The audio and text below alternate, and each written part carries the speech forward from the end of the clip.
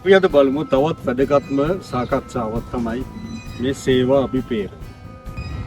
ඒ කියන්නේ employee motivation. ඉතින් ඔබ සම්බන්ධ වෙලා තියෙන්නේ next gen talents නාලිකාව සමග. මගේ නම වර්ණ ප්‍රනාන්දු. සේවකයෙක් රික්‍රූට් කරගන්නවා වගේම නිසි කාලට නිසි වෙලාවට නිසි තැනට සේවකයෙක් ගන්නවා වගේම ඒ සේවකයාට ට්‍රේනින් ඇන්ඩ් ඩෙවලොප්මන්ට් අපි ට්‍රේනින් නිසි පුහුණුවක් සහ සංවර්ධනයක් අපි ලබා දෙනවා වගේම තමයි අපි නිතරම අනිවාර්යයෙන්ම we have to make sure ඊම සේවකයා ඊම සේවක මහත්මිය යා සතුටින්ද ඉන්නේ. නැත්තම් අපි ඔබ ඉංග්‍රීසියෙන් කිව්වොත් we have to make sure whether that employee is satisfied or not, motivated or not. ඉතින් මේක තමයි employee motivation කියලා මේ අලුත්ම සබ්ජෙක්ට් එකක්.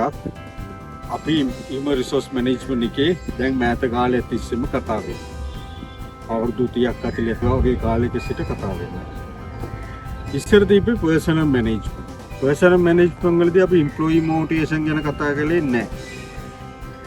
අපි employee motivation ගැන කතා කරන්න පටන් ගත්තේ human resource management කියන එකට evolution වුණායින් පස්සේ.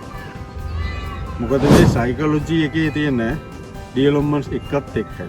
මොකද සේවකයා ඔබගේ ස්ටාෆ් එක අභිපේරණයෙන් ඉන්න තරමටම තමයි, ඒ ගැම්මෙන් ඉන්න තරමට තමයි එයාගේ performance එකටත් වැඩි වෙන්නේ, ඉම්පැක්ට් එකක් තියෙන්නේ.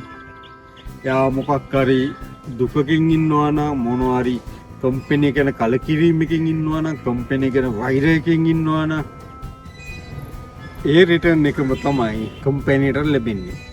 එයාගේ සේවයේ තියෙන කාර්යක්ෂමතාවයටත් බලපාන. ඉතින් නිතරම අපි බලන්න ඕන ක්‍රමසාවිදි අපි ඩෙවලොප් කරගන්න ඕන මේ අපේ එම්ප්ලොයී අපි මොටිවේෂන් කරගන්න.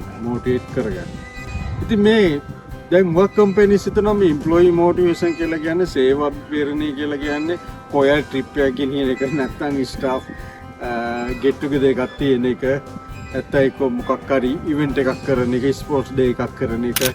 ඒක අපි ඒක කළා ඒක එතනින් ඉවරයි කියලා. නමුත් ඒක එතනින් ඉවර නෑ. ඒක employee motivation කියන එකේ පොඩි කෑල්ලක් විතරයි. ඔයාගේ කම්පැනි ඔයා මේන්ටේන් කරන විනීතභාවය, ට්‍රාන්ස්පරන්සි, ඒ පොලිසිස් බව එම්ප්ලොයී මොටිවේෂන් එකට බලපානවා. ඉතින් ප්‍රේසම් වෙන්න ඕන අපි කොහොමද එම්ප්ලොයී කෙනෙක්ව මොටිවේට් කරලා තියන්නේ. මොකද මේ සබ්ජෙක්ට් එක අනිත් ඒවාට වඩා මාර ඉක්මනට වෙනස් වෙනවා.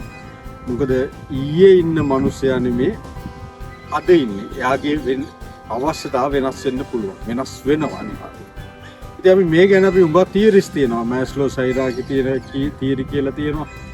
හරි ලස්සන තියරිස් තියෙනවා. අපි ඉස්සරහට බලමු මේව කොහොමද අපිට ඇප්ලයි කරන්න පුළුවන් ඔබගේ සේවා පරිසරයට. කොහොමද